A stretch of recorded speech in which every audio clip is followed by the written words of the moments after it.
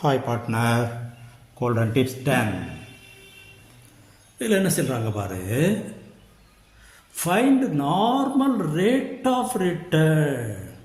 அப்போ அது எந்த மெத்தடில் 2 years purchase of super profit. அப்போ சூப்பர் ப்ராஃபிட் மெத்தடில் நார்மல் ரிட்டர்ன் எவ்வளோன்னு கண்டுபிடிக்க சொல்கிறாங்க.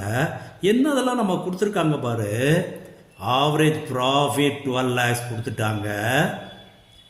கேபிட்டல் எம்ப்ளாய்டு கொடுத்தாச்சு. Goodwill of the firm is valued 12 lakh. Goodwill of the firm கொடுத்துட்டாங்க. அப்போ பிரச்சனை இல்லை. சூப்பர் ப்ராஃபிட் மெத்தடில் குட்வில்னா என்ன? Goodwill equal to super profit into number of purchasing years.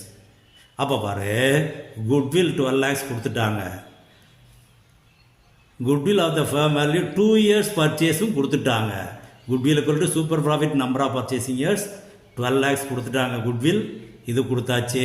அப்போ 2 எதால் மல்டிப்ளை பண்ணால் 12 ஆகும், 6ஆல் மல்டிப்ளை பண்ணால் 12 ஆயிரும். Then this is 6 lakhs super profit. அப்போ சூப்பர் ப்ராஃபிட் 6 lakhs.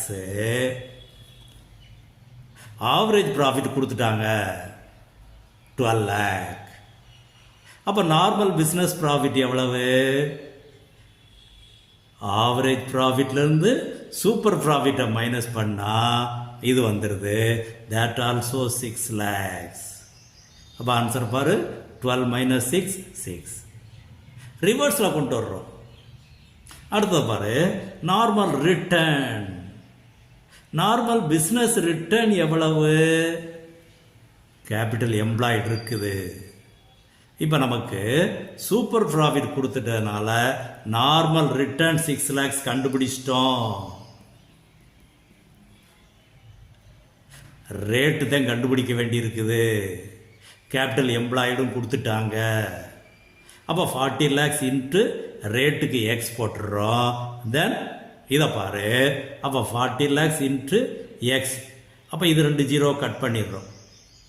அப்போது 40,000 into x equal to 6 lakhs. இது அப்படி இங்கே கொண்டு வந்துடுறோம். அப்போ x equal to இந்த 40,000 கீழே வந்துடுது. அப்போ 6 lakhs divided by 40,000, 4 0 கட் பண்ணிட்டோம்னா 65,4, that is equal to 15. Then rate is 15%. இது கணக்கா சொல்யூஷனாக காட்ட வேண்டியதுனால ஃபார்ம்